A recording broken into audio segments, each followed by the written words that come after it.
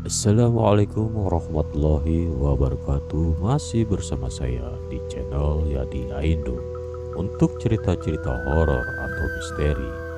Yang baru bergabung di channel Yadi Aindo, jangan lupa subscribe, like, dan komen, dan tombol loncengnya agar mendapatkan notifikasi video-video horor terbaru atau misteri dari Yadi Aindo. Pabrik bekas pembantaian. Hari ini adalah hari yang selama ini paling kunanti dalam hidup. Ya, hari ini aku mendapatkan panggilan untuk bekerja di salah satu pabrik ternama yang ada di pelosok desa. Pabrik dengan luas yang hampir 2 hektar itu dulu sempat beroperasi, namun kembali ditutup karena hal yang mengerikan pernah terjadi di dalamnya. Banyak rumor beredar bahwa salah satu karyawan pria di sana terpikat dengan salah satu karyawati yang juga bekerja di sana dan berencana meminangnya dengan sejumlah uang yang ia kumpulkan selama bekerja. Pak Gunawan selaku pemilik perusahaan itu pun selalu sibuk dan tak pernah mengecek apapun yang terjadi di pabriknya tersebut.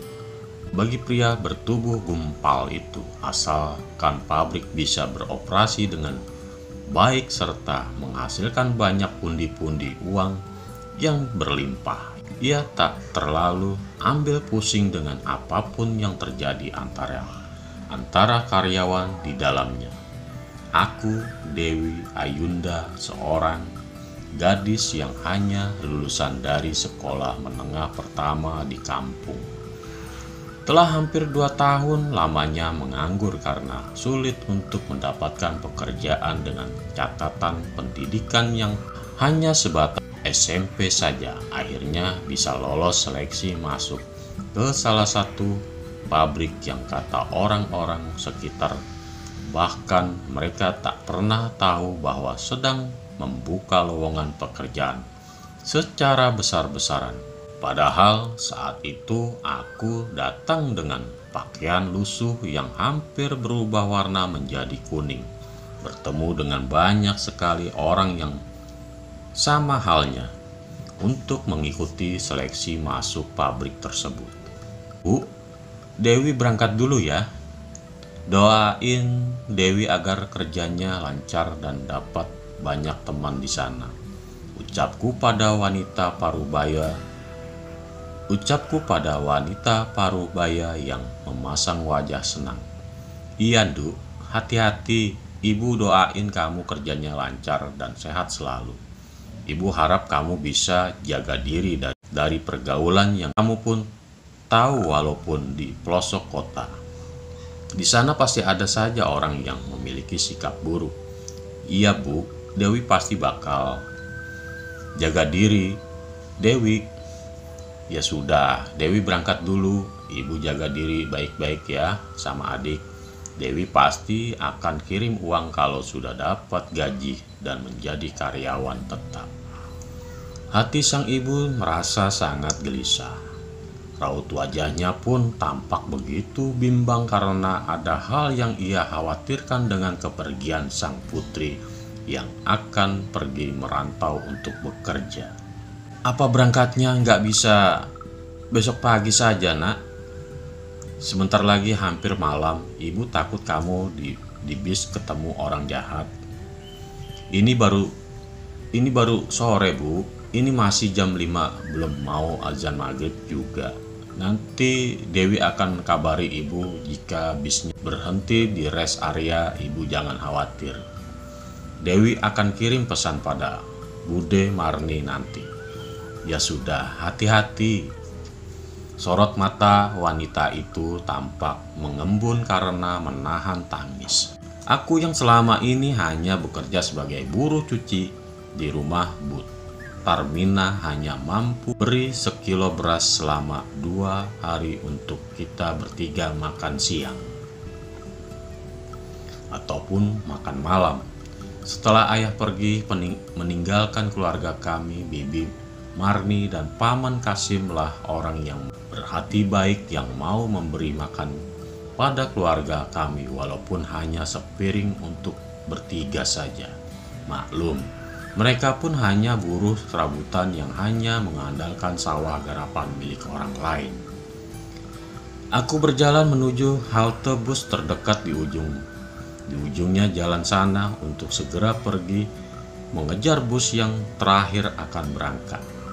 Namun di perjalanan aku bertemu dengan seorang pria tua yang lengkap memakai sorban di lehernya serta peci di atas kepalanya. "Mau kemana, Cak Ayu?" tanyanya dengan suara parau. Sontak saja aku pun menatap pria itu dan mulai tersenyum ke arahnya tanpa memikirkan hal apapun. "Mau pergi ke halte bus, Mbah? Mari." Kulangkahkan kaki seraya mulai membungkukkan badan sebagai tanda sopan yang diajarkan ibuku selama ini.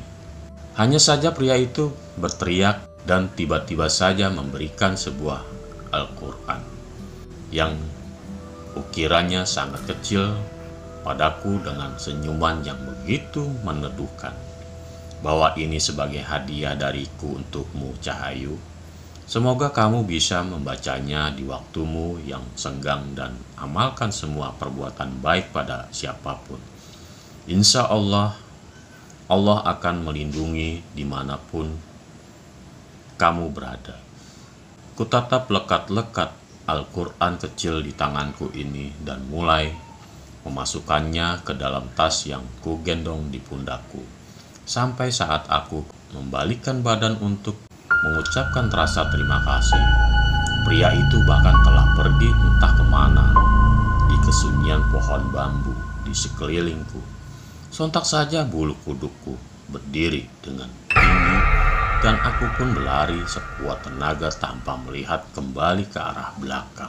Udara yang saat ini berhembus terasa begitu dingin menyentuh kulitku. Aku hanya mampu memeluk tubuhku sendiri karena merasakan dinginnya sore ini seperti menusuk ke setiap pori-pori kulitku. Kutatap sekeliling tempatku terduduk.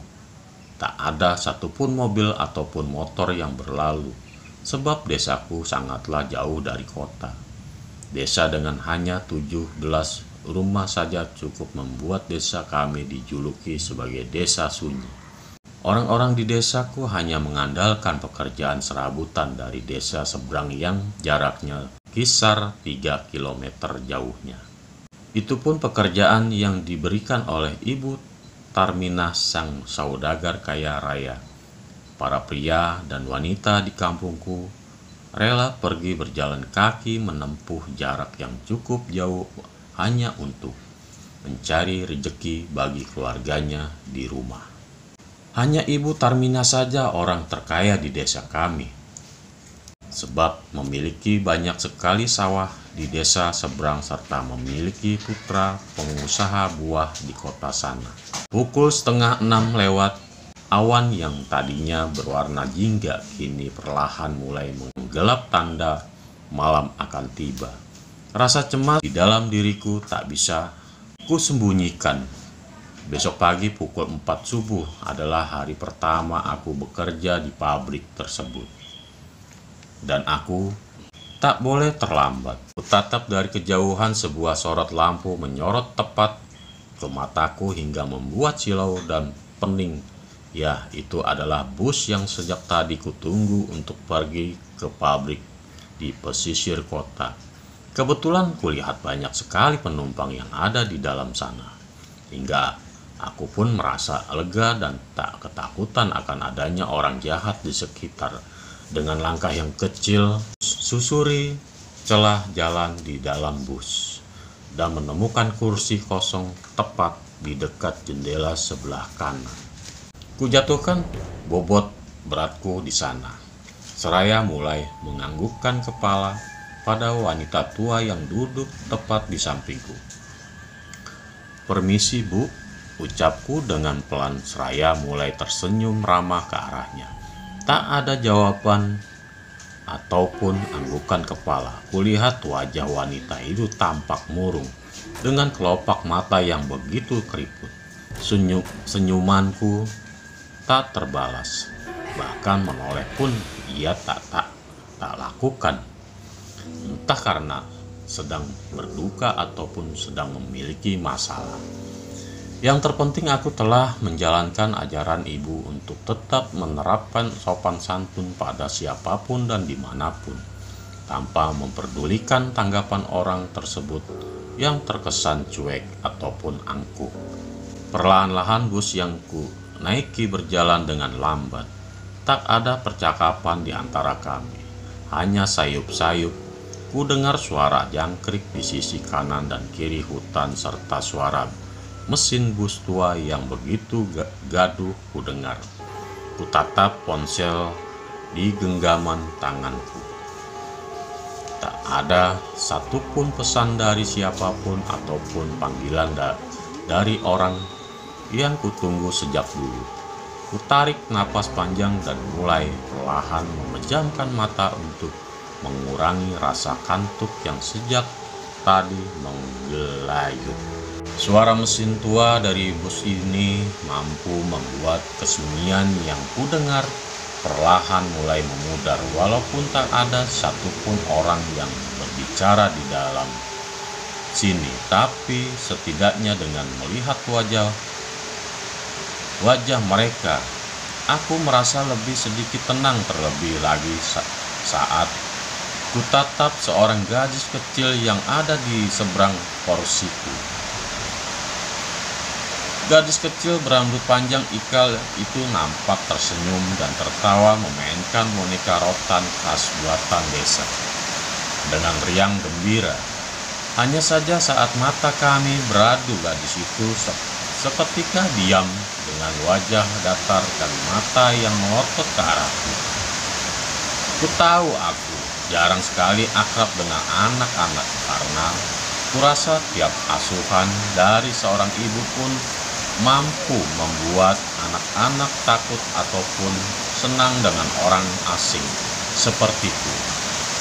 Dan itulah sebabnya jika aku bertemu dengan anak-anak, aku lebih memilih dia menunggu interaksi darinya daripada harus terlebih dahulu mengajaknya berkomunikasi. Gadis itu menunjuk wanita parubaya di sampingku. Wanita parubaya ini tampak lelap tertidur dengan posisi tegap tanpa rasa pegal sedikit pun. Banyak tanya yang berkeliaran di pikiranku akan maksud dari gadis kecil di seberang sana, hingga tiba-tiba saja ibu dari anak tersebut menoleh padaku dengan wajahnya yang pucat pasi seraya mulai menyeringai mengerikan. Ku langsung menundukkan pandangan serta membaca ayat-ayat Al-Quran yang ku bisa, sampai akhirnya wanita di sampingku mulai berbicara dengan pelan. Namun terdengar jelas olehku. Biarkan saja mereka hanya ingin menumpang dan tak mengganggu. Pejamkan matamu dan yakinkan hatimu bahwa semua akan baik-baik saja, Cahayu. Aku di sini bersamamu ke tujuan yang sama. Wanita tua di sampingku bergumam dengan mata yang tetap tertutup rapat. Aku yang mendengarkannya berbicara hal demikian langsung menurut dan tak banyak bertanya lebih jauh. Ku pejamkan mata rapat-rapat serta berzikir dengan banyak dalam hati agar semuanya benar baik-baik saja. Sampai pada akhirnya tak terasa aku pun mulai berselancar di alam mimpi yang indah dan terbangun tepat saat bus berada di rest area sebuah SPBU kota yang cukup ramai dengan orang-orang. Maaf nak, sebaiknya kamu sholat dulu di musola. Saya tak akan berhenti lagi sebelum kota tujuan, ucap sang supir ketika melihatku yang perlahan membuka mata. Tak ada satupun orang di sekelilingku. Kurasa semua sudah turun bersamaan dengan berhentinya bus yang kami tumpangi. Sampai pada akhirnya kulangkahkan kaki untuk turun dari bus ini, dan sekejap kutatap kursi bekas gadis kecil dan ibunya tadi berada. Harum melati begitu menusuk indera penciumanku, dan tak kusangka boneka yang tadi dimainkannya masih berada di dalam sana dengan keadaan hancur dan berantakan. Dengan sedikit berlari ku turuni anak tangga bus, dan Pak supir pun melihat dengan tatapan heran. Mungkin karena cara berjalanku yang terburu-buru, ia sampai mengenyitkan kening. Ada apa toh mbak? Kok buru-buru? Ketika ku terdiam dan menggelengkan kepala, aku tahu pria itu di hadapanku sangat penasaran dengan apa yang terjadi padaku. Namun setidaknya aku tak perlu menjabarkan apa yang kulihat, sebab ia pasti akan mengendarai bus ini kembali nanti. Tak elok jika kukatakan hal yang cukup menakutkan padanya, sebab ia pun harus mengendarai bus dalam keadaan tenang. Gak ada apa-apa pak, saya hanya tergesa-gesa mau sembahyang. Takut keburu jalan lagi busnya. Tunggu sebentar ya pak. Pria itu tersenyum dan kembali menyeruput kopi di tangannya. Aku yang memang sedikit ketakutan segera menuju toilet di SPBU dan mulai masuk ke salah satu bilik kamar mandi yang pintunya terlihat terbuka. Mobil pribadi di luar sana cukup ramai, sehingga toilet ini pun seluruh pintunya tertutup kecuali yang kini ku masuki. Sepi dan sunyi, hanya ada suara keran dari kamar mandi ini yang kunyalakan, dan tak ada satupun suara dari balik kamar mandi lainnya. Kutatap langit-langit kamar mandi yang cukup rapi dan juga bersih. Tak ada satupun celah di atas sana untuk orang bisa mengintip. Hingga kuputuskan untuk segera mengambil air wudhu agar bisa segera kembali duduk di dalam bus. Air yang dingin cukup membuatku merasa menggigil. Tak ada suara air di kamar mandi sebelahku. Padahal jelas-jelas tadi pintunya tertutup dengan sangat rapat. Hingga saat wudhuku telah selesai, tiba-tiba saja suara tangisan seorang wanita membuat jantungku berdetak dengan cepat. Kudekatkan telinga ke arah pintu kamar mandi tersebut. Hanya ada suara rintihan dan tangisan yang terdengar dari sana.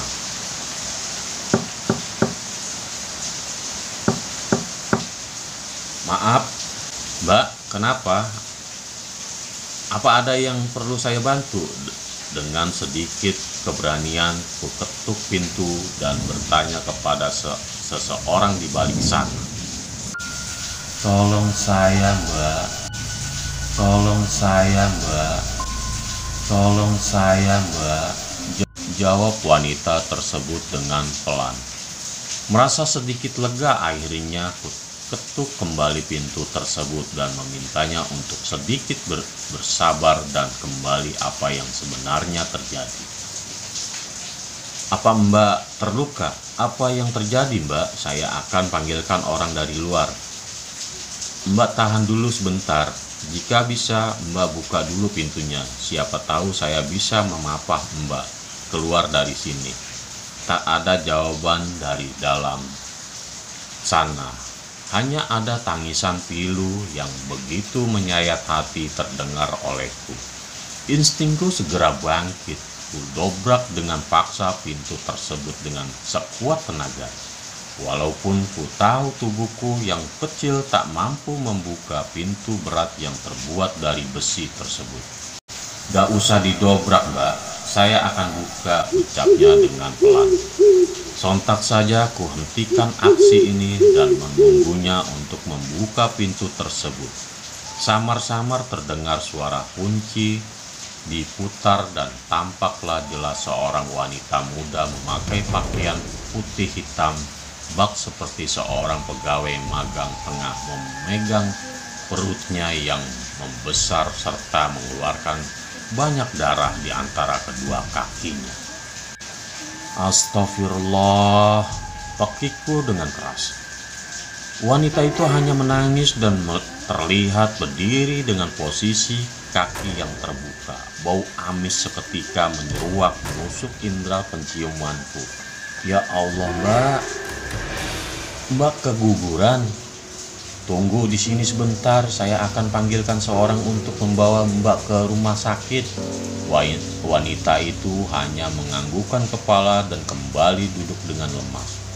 Aku yang panik segera berlari menuju parkiran dan melihat banyak sekali orang tengah berkerumun di salah satu gentong sampah depan kedai yang tutup. Kuhampiri semua orang dan ingin menyampaikan bahwa ada seseorang tengah kesakitan di dalam kamar mandi sana. Namun sebelum sempat ku berkata, supir bus yang tadi membawaku sedang membantu menggotong sesosok mayat wanita yang sama persis dengan wanita di dalam toilet sana. Seorang wanita yang mengenakan pakaian putih hitam digotong oleh beberapa orang masuk ke dalam ambulan yang sudah terparkir di depan sana. Dan tampak dengan jelas wajah wanita pucat itu menghadap ke arahku hingga aku pun duduk dengan lemas di atas aspal SPBU. Astagfirullah, liriku pelan. Supir yang selesai membantu, para petugas pun langsung menghampiriku dan mulai menanyakan apa yang sebenarnya terjadi padaku hingga ku katakan semuanya pada pria parubaya tersebut dan ia pun nampak terkejut. Mayat wanita itu baru saja ditemukan di tong sampah depan kedai sana, Mbak. Dia adalah pegawai baru di salah satu minimarket yang telah hilang selama 2 hari. Tadi saya dengar dari orang-orang, korban terlihat dari CCTV dibuang oleh seorang pria yang diperkirakan adalah kekasihnya.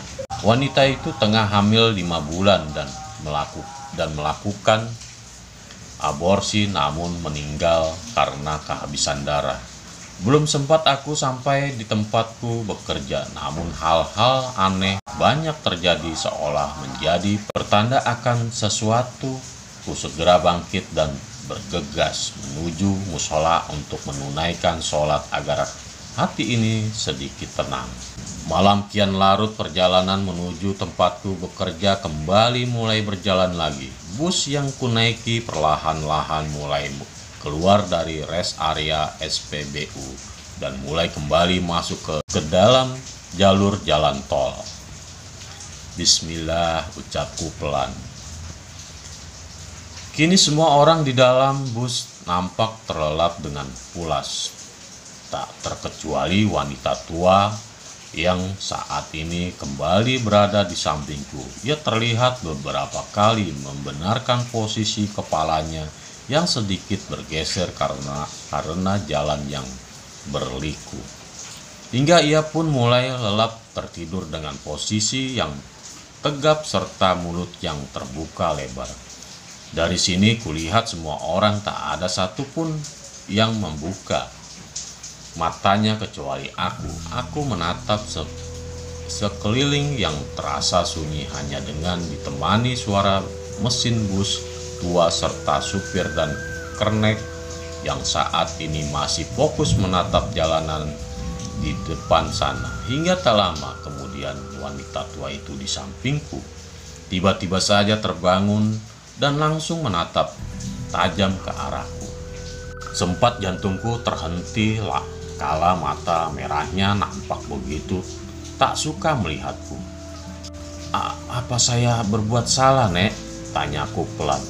Wanita itu hanya bergumam dengan bahasa Jawa tanpa ku tahu arti dari ucapannya tersebut. Hidupmu ada di tangan Tuhan dan tak ada satupun makhluk lain yang mampu membawamu dari dunia ini. Jika bukan karena izin dari Tuhan, perbanyak ibadah dan ingat akan satu hal. Jangan pernah tergoda dengan apapun yang singgah hanya sementara padamu, termasuk harta, tahta, dan juga kekuasaan. Aku yang tak mengerti akan arah pembicaraan wanita itu segera terdiam, kutatap sekeliling yang masih nampak sunyi dan sepi. Seolah tak ada yang merasa aneh dengan wanita di sampingku. Jadi sebenarnya apa yang nenek maksud? Maaf, saya tak mengerti, ucapanku dengan pelan. Kamu hanya perlu membuka mata hatimu dan melihat sekeliling dunia di depanmu. Sekeliling dunia ini dengan jelas, tak ada satupun yang nyata di sini. Hanya kau saja yang mampu membedakannya.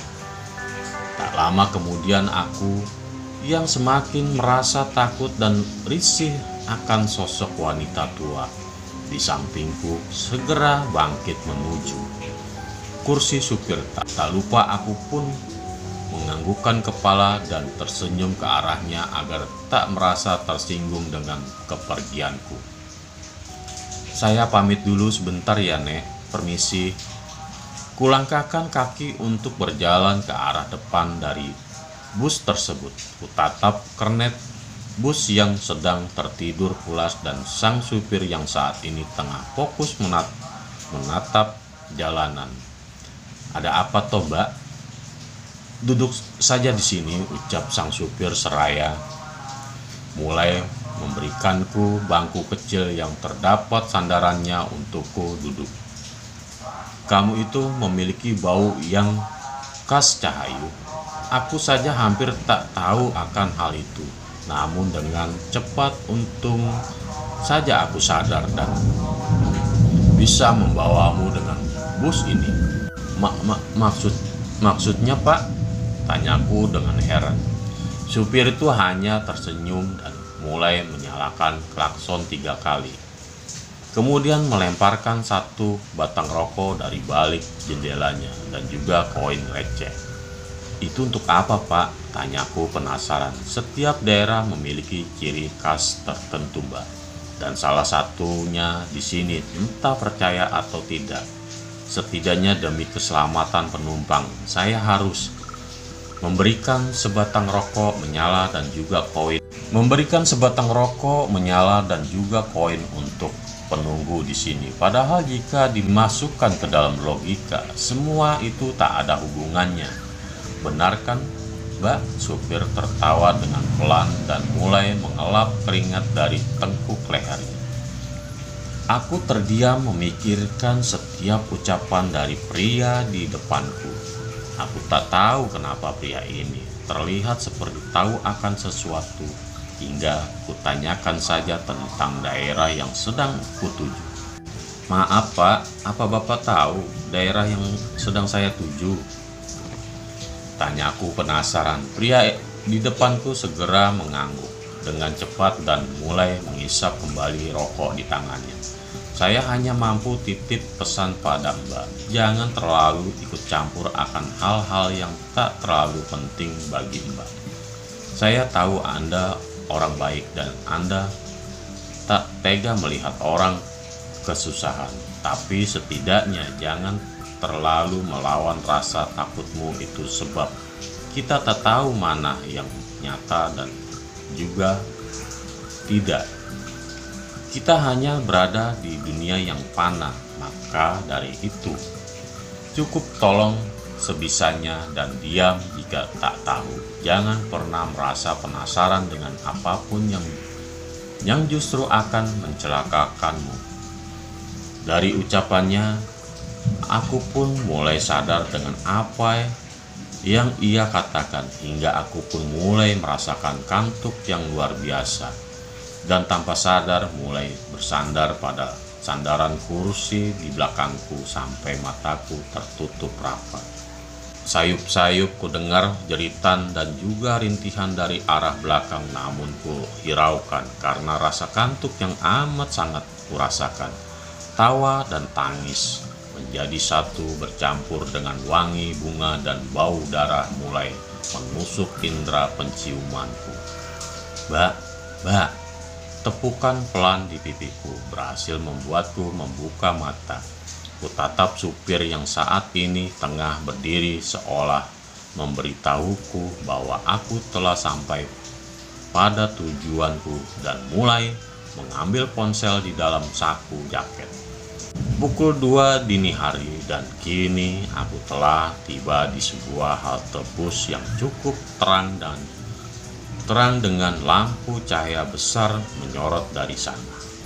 Mbak, sudah sampai, ucapnya ramah seraya mulai menadahkan tangan. Aku paham akan kode.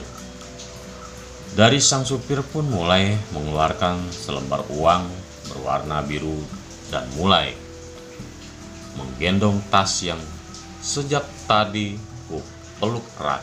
Wanita tua di belakang pun mulai berjalan ke arahku dan supir seraya mulai memberikan uang padanya. Ayo kita pergi, ajaknya padaku. Sontak saja aku yang jelas tak pernah mengenalnya merasa heran dan menatap sang supir dengan tatapan heran. Ikuti saja dia, saya yakin Anda akan baik-baik saja. Supir itu tersenyum ke arahku, hingga aku pun turun dari bus dan mulai berdiri di samping bus tersebut seraya memandangi kendaraan besi besar tersebut dengan takjub. Dek, bulu kudukku segera berdiri kala menatap dengan jelas dari balik kaca jendela bagian belakang bus tersebut. Gadis kecil dan ibunya yang sempat kulihat kini tengah tersenyum ke arahku seraya melambaikan tangannya yang penuh dengan darah dan nanah di wajahnya. Jangan pernah memberikan ruang pada para makhluk untuk menghasut keimananmu, apalagi kau sendiri yang ingin mereka menjadi bagian dari hidupmu, ucap wanita tua yang kini mulai berjalan terlebih dahulu meninggalkanku. Langkah kaki yang kian terasa melelahkan membuatku beberapa kali diam hanya untuk sekedar beristirahat sebelum mencari kontrakan kosong dekat pabrik yang nantinya akan menjadi tempatku bernaung selama bekerja di pabrik tersebut. Kulihat banyak sekali rumah-rumah mewah dengan bahan tembok permanen di sepanjang jalan ini, sampai akhirnya aku pun berinisiatif untuk duduk di salah satu musola untuk sekedar merebahkan tubuh seraya menunggu azan subuh berkumandang. Dering ponsel dalam saku berbunyi dengan nyaring. Kutatap sebuah nama di layar tersebut dan segera menekan tombol jawab dengan cepat. Assalamualaikum, Bi, ucapku pelan. Waalaikumsalam, Du, bagaimana sudah sampai? Tanyanya dengan lembut. Alhamdulillah, Bi, ini baru saja sampai. Dewi lagi duduk di musola nunggu azan subuh, sekalian istirahat dulu sebelum pergi ke pabrik. Wanita di seberang telepon sana terdengar mengucap rasa syukur mendengar jawaban yang keluar dari mulutku. Alhamdulillah kalau begitu. Kalau sudah sholat subuh, cepat kamu tanyakan saja pada warga. Di sana barangkali ada kontrakan kosong untuk kamu tinggal. Bibi dan Paman harap kamu bisa jaga diri baik-baik dan jangan sampai tinggalkan sholat dalam keadaan apapun. Ingat terus sama Allah ya, Du. Iya, Bi, insya Allah Dewi akan ingat semua pesan Bibi, Paman sama Bibi. Ya sudah ya, Bi. Bibi jaga diri baik-baik. Tolong jaga juga ibu sama adik ya. Nanti kalau kerjaan Dewi lancar, insya Allah Dewi akan ajak kalian semua jalan ke kota. Aku tersenyum membayangkan kebersamaan yang akan kami lewati ketika aku sudah sukses bekerja di luar kota. Setiap saat merekalah orang-orang yang selama ini membantuku hidup dan juga bertahan sejauh ini. Maka dari itu, aku akan wujudkan mimpi mereka untuk hidup lebih layak di masa mendatang. Kini aku luruskan kakiku di atas ubin masjid yang begitu hangat karena terbentang sejadah di atasnya. Kutatap langit-langit. Masjid megah dengan interior yang begitu indah sejauh mata memandang.